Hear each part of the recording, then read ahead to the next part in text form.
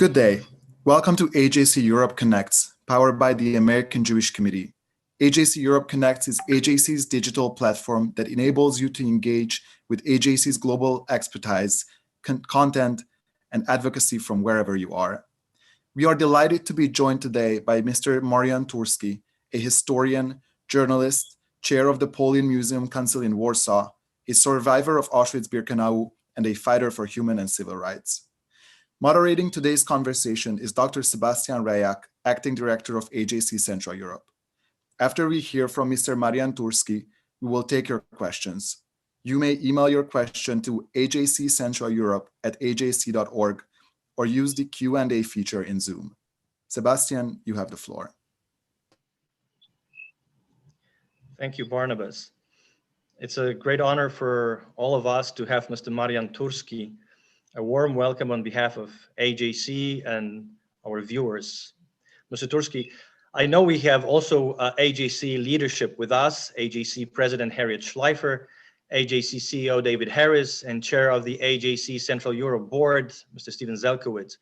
We are delighted to have so many attendees who want to join us in commemorating the Warsaw Ghetto Uprising as we mark its 78th anniversary.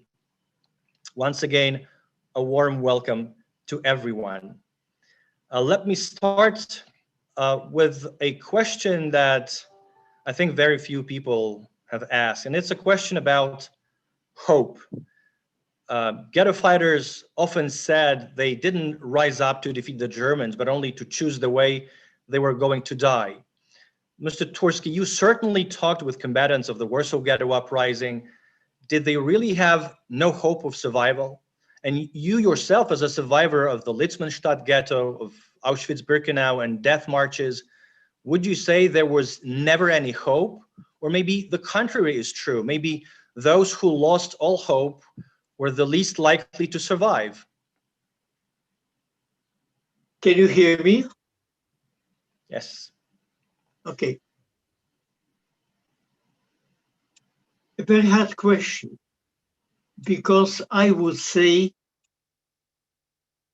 well, my friend, Halina Birnbaum, a Polish Israeli poet who lives in Israel, she wrote her memoirs and titled "The Hope That is Dying the Last." And this is true.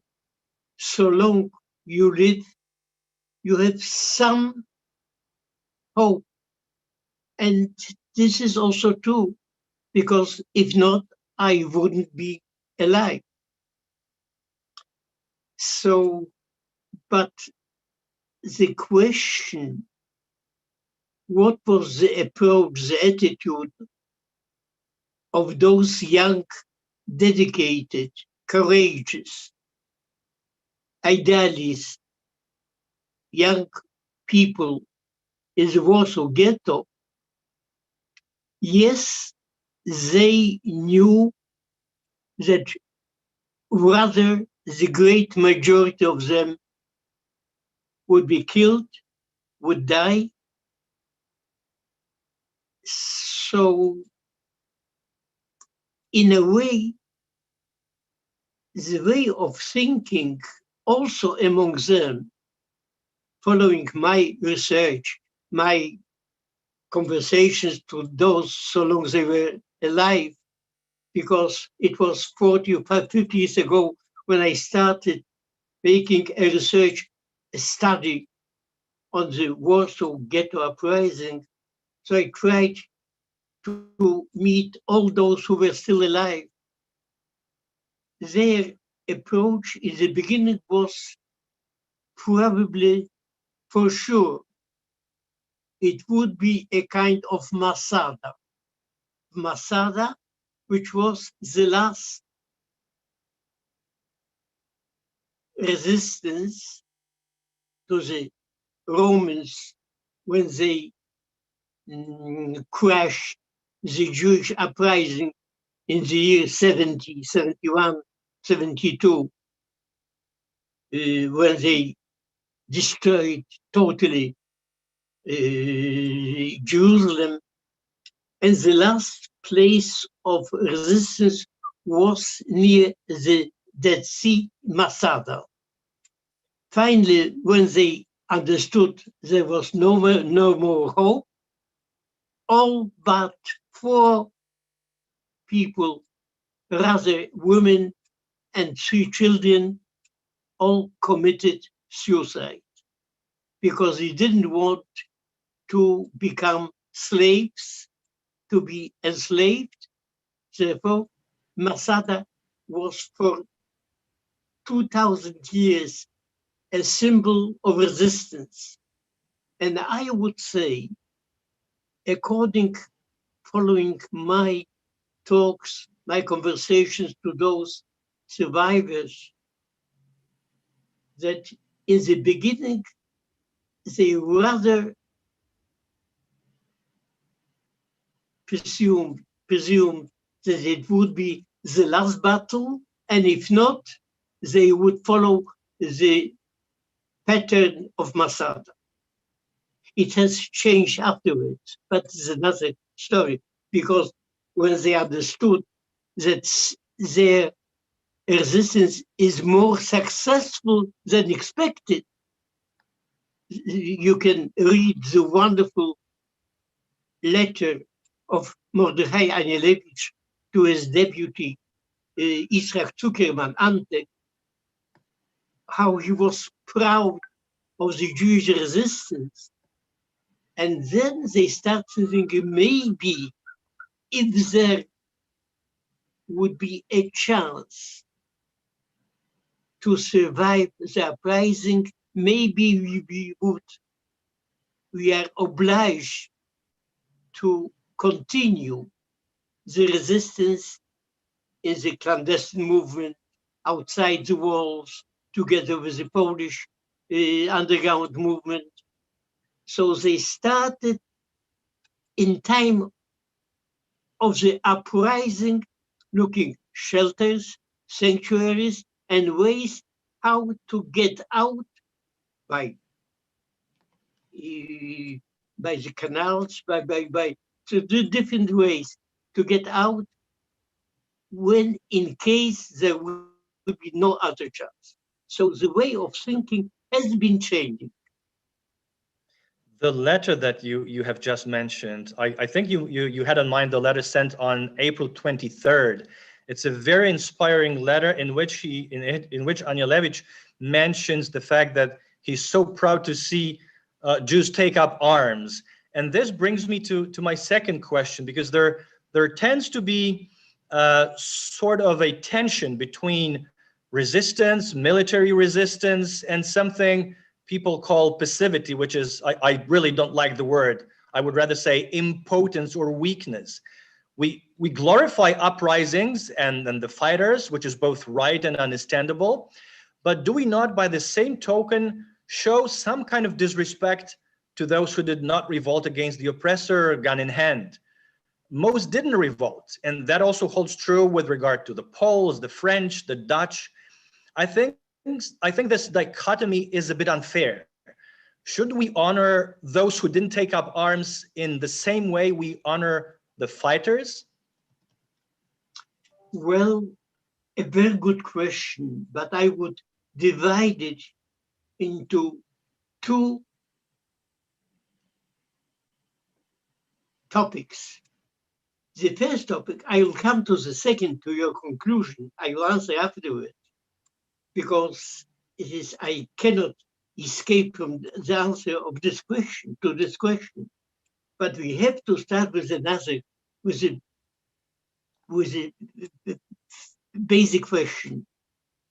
I was very often, while lecturing in the States, in Europe, in Poland, why was the uprising so late when the entire nation was murdered? And very often people, even with good faith, with good intention, without willing to offend the Jews, they asking, why did they wait so long? They knew their fate was we know that their fate was absolutely, the sentence of their life was passed. So there was no chance for them. Why they didn't stood up at least to kill one German with a knife? They would be so and so killed. Why didn't they try to do something to resist? This is maybe a very important question. And this, excuse me, but it will take me some minutes to answer it. First of all, I have very many prepositions, very many presumptions to answer, but I will take only some of them. Imagine, okay, let's start with another one. How many calories a day need a human being? If he is not hard worker, he needs 2,200. If he's a miner, he needs 5,000, 6,000, 7,000. But normally, a man, a human being, he needs at least 2,000 calories. Imagine we got in the ghetto in Łódź, and in Warsaw it was even worse, 700 calories per day. To us, it is unimaginable, but if you can have a glimpse into Sudan, into Yemen, into Nigeria when was the Great Hunger, then you can understand what does it mean. You have only bones and skin, and people who are starving. There's a total change in their mentality. By the way, I will tell you something which is to be praised.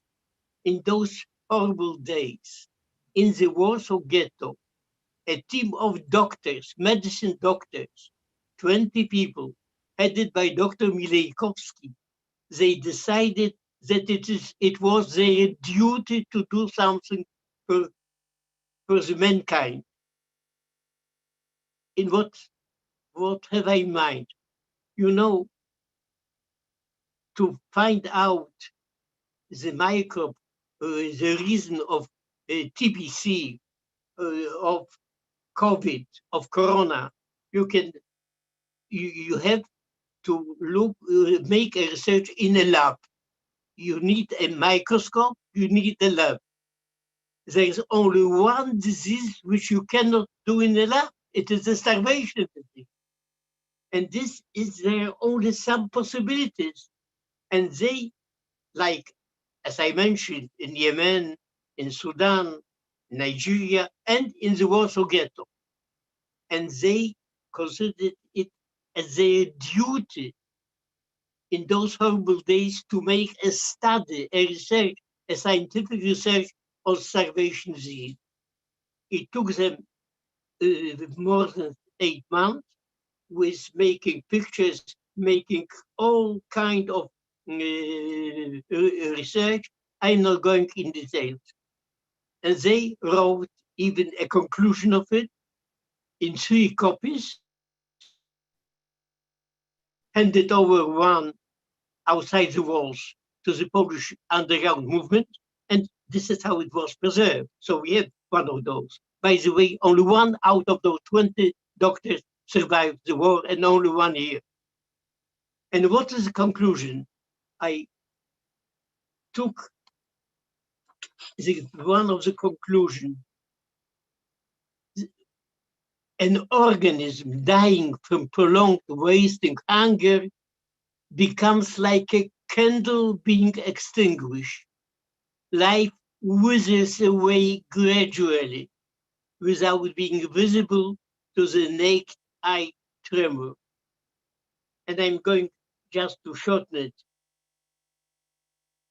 a starving person slackens in awareness. His movements are sparse, as if calculated. The slowness or even immobility lasting sometimes all day, inclination toward the lying position, sleepiness, dormancy. This is a common picture of a decrepitude which has been marked by hunger. And this is because the man is by saving his moves, he wants to save some energy.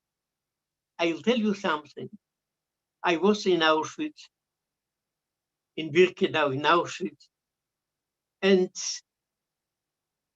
if we don't speak about the Germans whom we hated, of course, we hated also some of the inmates whom we hated. The people from the Sonderkommando. Maybe some of you have seen the movie which got the Oscar, Son of Soul. And this is about Sonderkommando. Those, yes, mainly Jews, not only, but mainly, majority Jews who were in Sonderkommando being forced to help the Germans to take the people into the gas chambers, then to clean the chambers, then to sort the properties, and so on. We hated them. But they were the only who could afford a mutiny, an uprising in Auschwitz. Why? Because they were strong, they were healthy, they were really people who could make the decision. I couldn't make it, they could make it. So this is, how hunger, how starvation makes an impact, influences. So don't speak about people who have no possibility to making decisions. This is first. Secondly, to make why the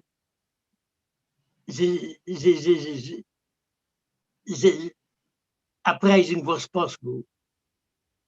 I will tell you something now very, very cruel. Okay, let's start something else. Coming back to your first question.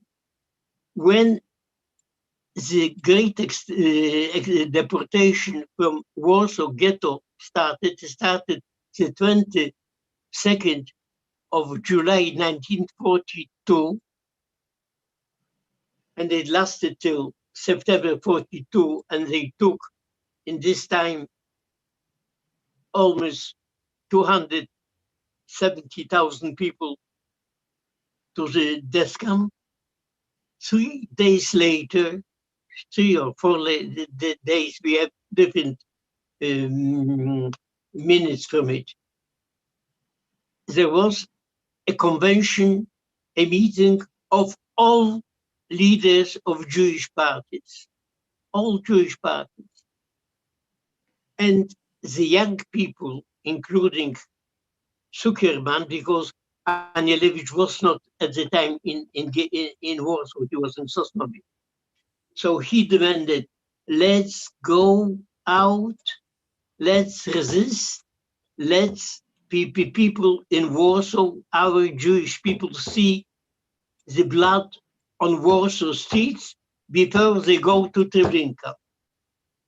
And what was the answer of very decent, very responsible, very dedicated Jewish leader of elder generation, like Rabbi Zisha Friedman, like Professor Schipper, great, dedicated Zionists, dedicated religious leaders.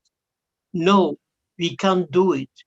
If we start doing it, the entire population would be wiped out.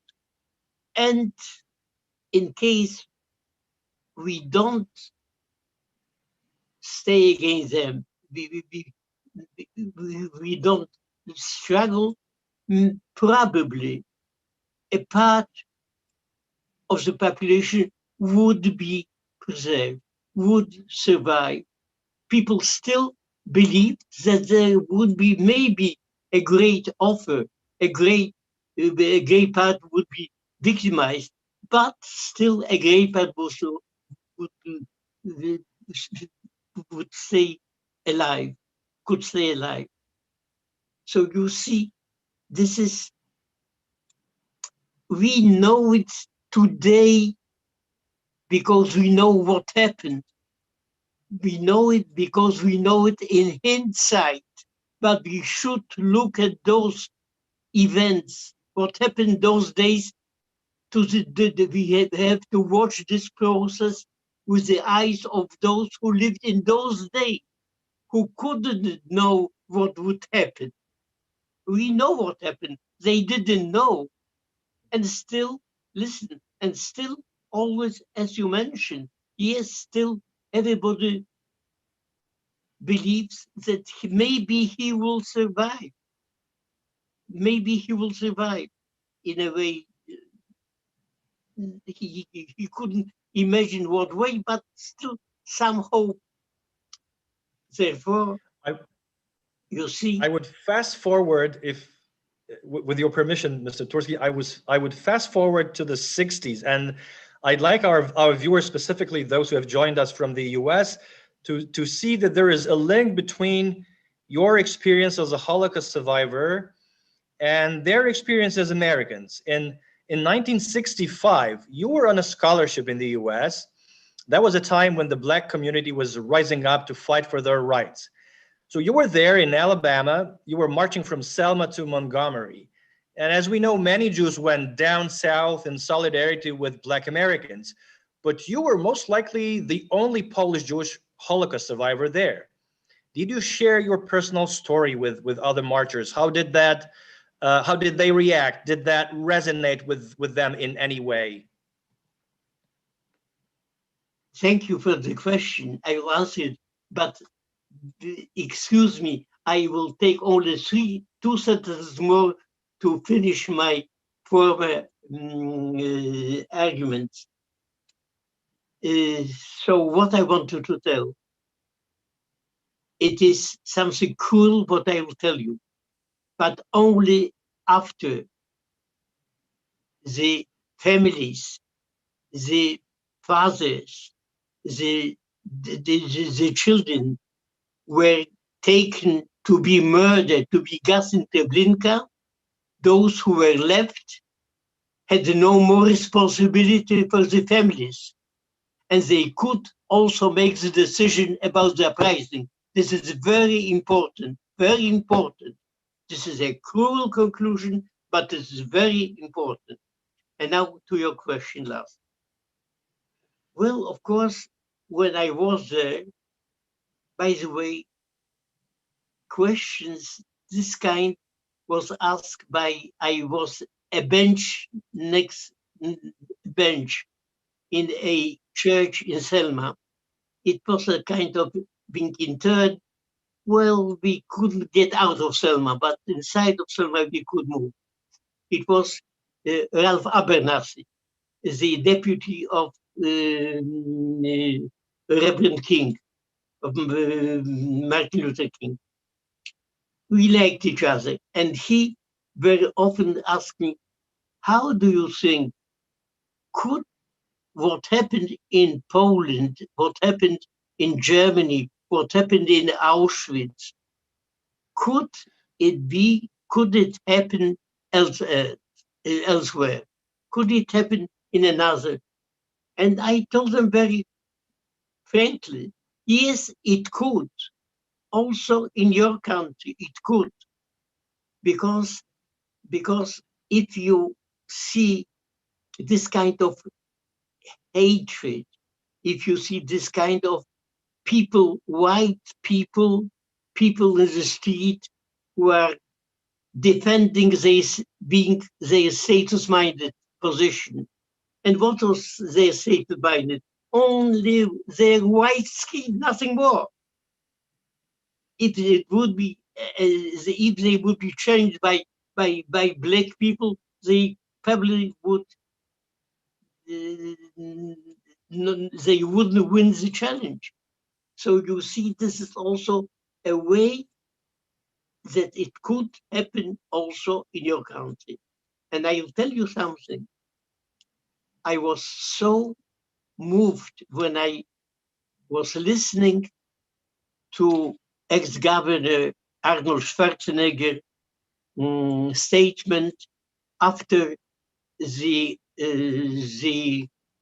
attack on the Capitol. It was January the 6th this year, when Schwarzenegger for the first time confessed that his father was an Austrian Nazi, that his father, and he understood how it happened, because it was lie on a lie, lie on a lie.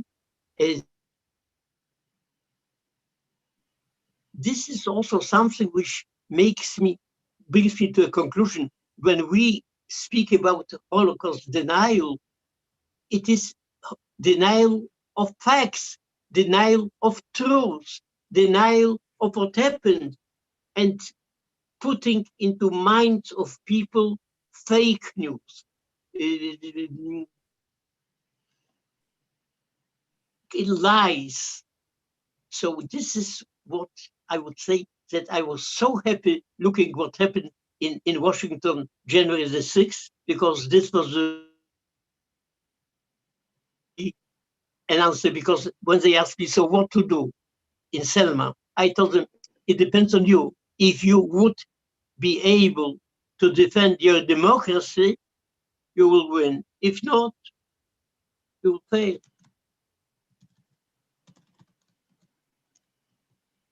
Okay, I will. Thank you very much. I will now ask my last question before I turn to Barnabas for questions from our audience. So my last question would be, that may sound a little bit controversial, but we every year on several occasions we repeat "never again, never again." I'll be frank with you. Sometimes I feel we are repeating this slogan, which is supposed to be powerful, but don't you feel that we as humanity have compromised this slogan, this appeal? I wonder what you thought, how you felt as you saw the world watch mass murders in Cambodia, in Yugoslavia, Rwanda, Darfur, and more recently, we are watching what's happening in Syria and in Iraq, crimes against humanity against the Uyghur people. What does a Holocaust survivor think? How does the Holocaust survivor feel witnessing these things decades after the Shoah? My dear friend,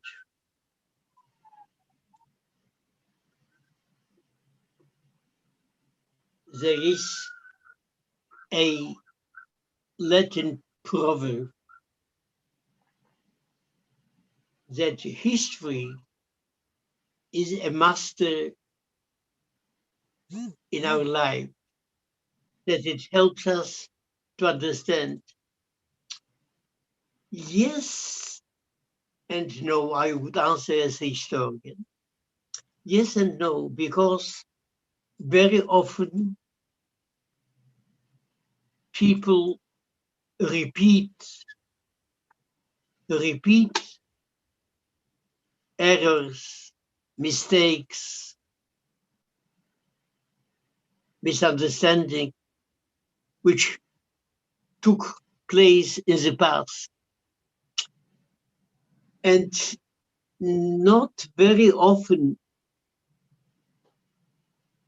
contemporary people who live together with me, are able to jump into conclusion when they judge, when they follow, when they study the past. This is also why I will tell you, I, as a survivor, I don't even want, it is not my greatest desire when I speak about the past, just to look for some empathy. Yes, empathy, yes, but for compassion or for pity to what happened to me. No, I always speak to people, look to your fate, to your future.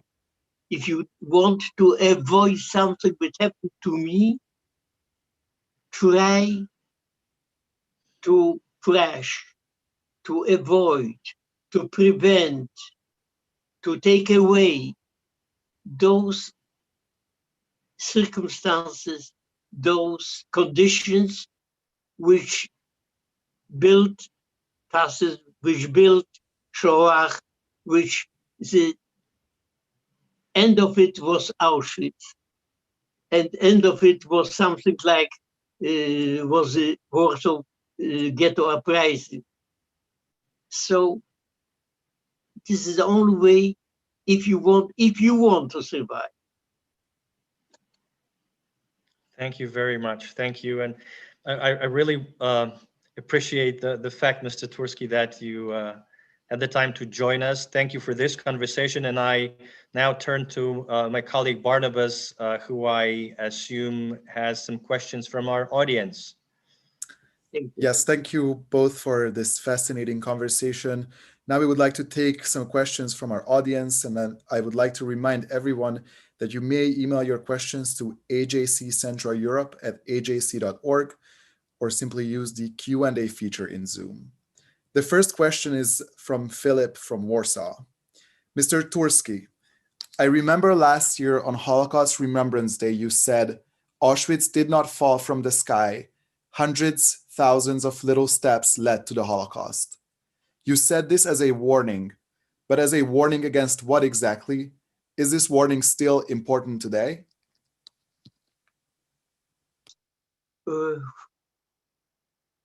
It is important today. It would be important more tomorrow. It would be even more important day after tomorrow.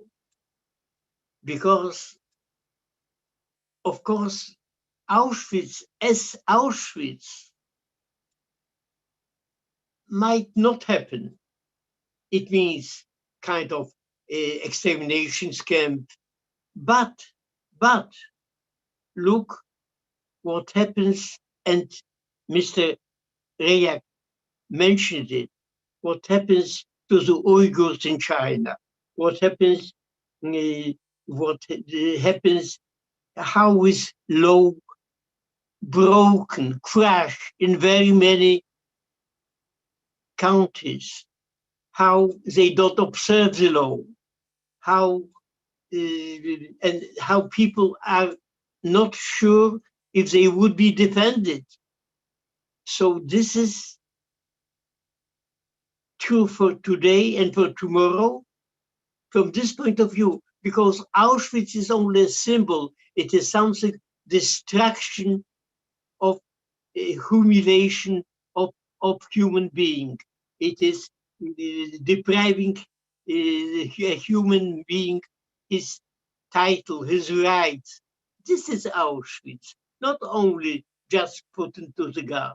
This is the most macabre, horrible way. But what happened in Rwanda is, for anybody being killed with a machete, with a knife, or with the cyclone B, it is the same life. He loses the same life. Thank you, Mr. Turski. The next question is from Miriam Marcus. What do you feel has driven the rise of extremist political parties in Poland and the recent sentiment for Polish historians to downplay accounts of complicity in the Holocaust?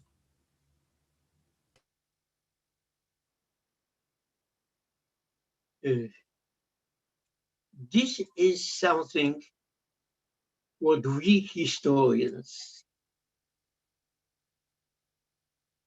I demand all the time, that we are researching facts, we are researching sources, we are analyzing sources, because if some conclusions should be taken, so you cannot do it if you don't analyze the past. But of course, you should analyze it fully. You can't take only some part of, I would say, positive facts to my mind, to my opinion, to my taste, and separate them from others. History is not only shadows, not only lights, it is lights and shadows, ups and downs, and a historian, he compulsory, obligatory, his duty is to analyze it altogether. So whenever you have any barriers for historians to make a research, it means you do it, you had yourself, you had the society, you had the nation, you had the community, because it is like a physician. He has to know everything about the body in order to find some recipe. This is why we are so against restriction, making and also discouraging young people to make a research, a honest research, a true research. This is also why it is so important. Thank you. Our next question comes from Lisa Weimer. What would you say to young adults today who are struggling to understand why there were so many bystanders who did nothing to stop the Holocaust? And how would you inspire them to be upstanders against injustice today?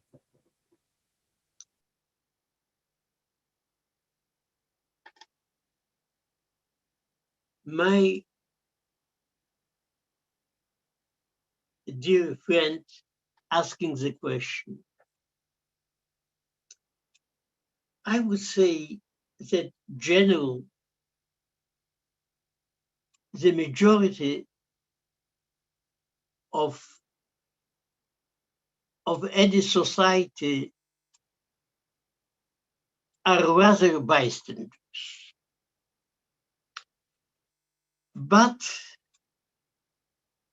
sometimes there are some situations in a community life, in a nation life, in a continent's life, when the bystanders, those who are just away, outside, when if they want to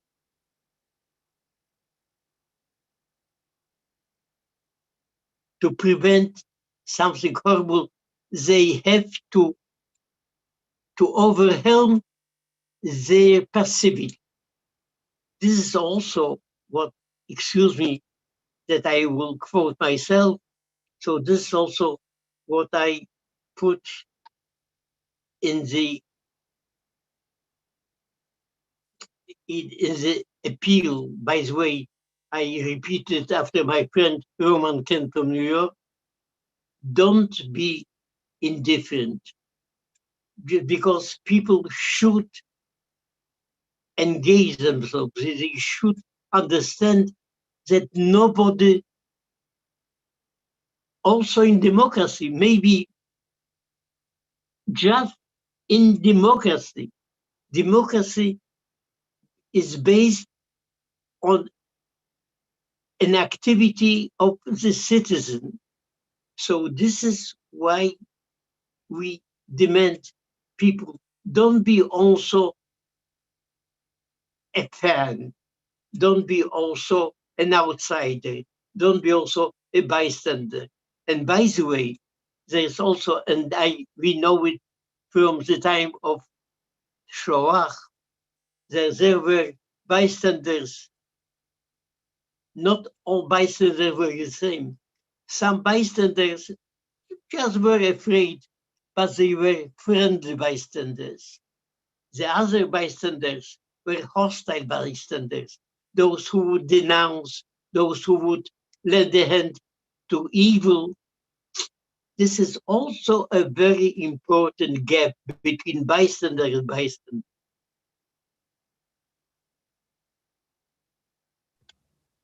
Thank you so much. Our next question comes from Csaba from Budapest, Hungary. As a survivor of the Holocaust, what message do you have for younger generations? What? Can you repeat? As a survivor of the Holocaust, what is your message for younger generations?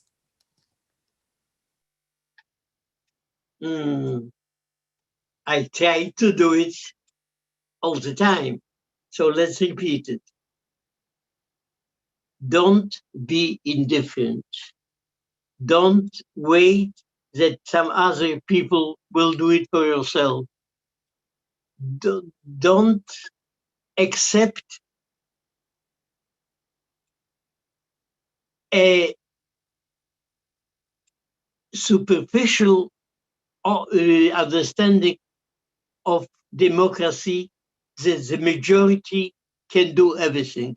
Yes, the majority which runs politics is entitled to run the country, but provided, and this is a condition, it doesn't deprive, it doesn't wipe out the rights of the minority.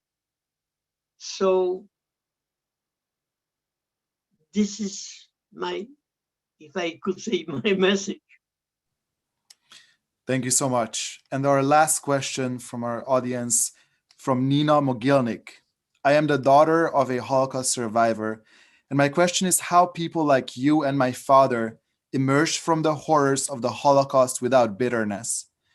Was that who you were before the Shoah or who you became after?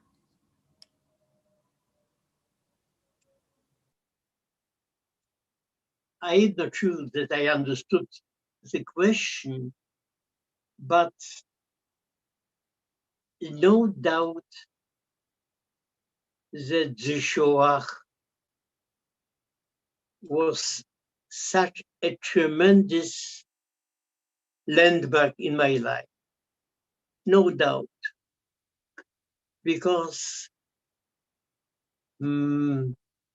maybe my dear friend who asked me this question, maybe today you could understand it better. Today, when we see that we are,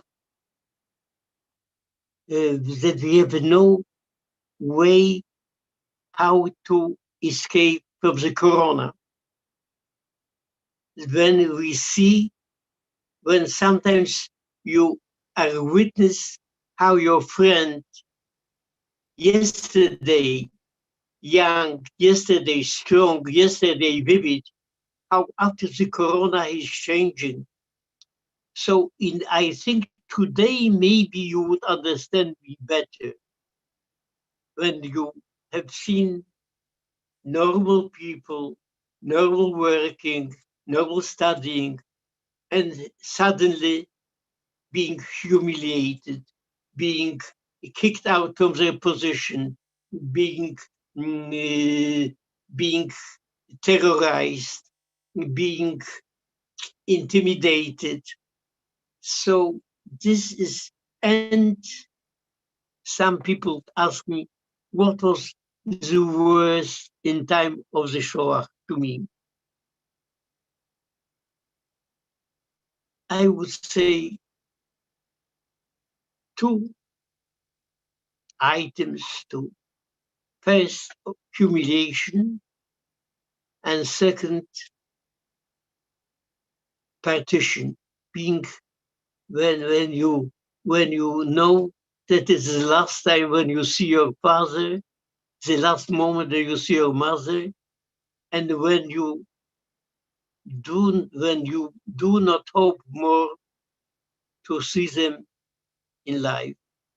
So you see, this is what made me maybe different after the Shoah. Thank you so much, Mr. Turski. And now we have time for one last final question from the AJC Central Europe board member, Janice Ellen.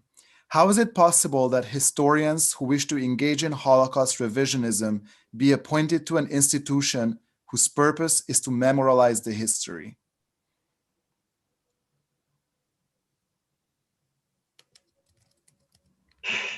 It is possible, but it is indecent. Of course it is possible, because after all, there were also in Germany so-called research institutes. There were in very many fascist countries, academies of science and so on. So it is possible. But should we agree? Should we accept it? This is the question, that we shouldn't accept it. We shouldn't be indifferent to it.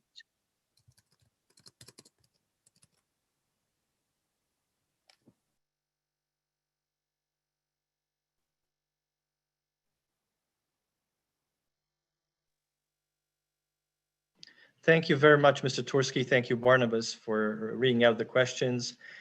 Again, I can't even find words to thank you, Mr. Turski, for being with us, sharing your experience, your thoughts, your feelings. And with this, we are closing this special event. I want to wish you, Mr. Turski, the best of health. And I hope for all of us to live to better days when we will be able to meet in person, when life will, we often say, will go back to normal. So please be safe, and thank you all again. Thank you. Thank you both for that fascinating conversation. The recording of this conversation will be available on the YouTube account of AJC Central Europe. I would also like to thank our global audience for joining us. If you enjoyed today's program and would like to get in touch with the AJC Central Europe office, please email us at ajccentraleurope@ajc.org. Thank you and goodbye. Goodbye.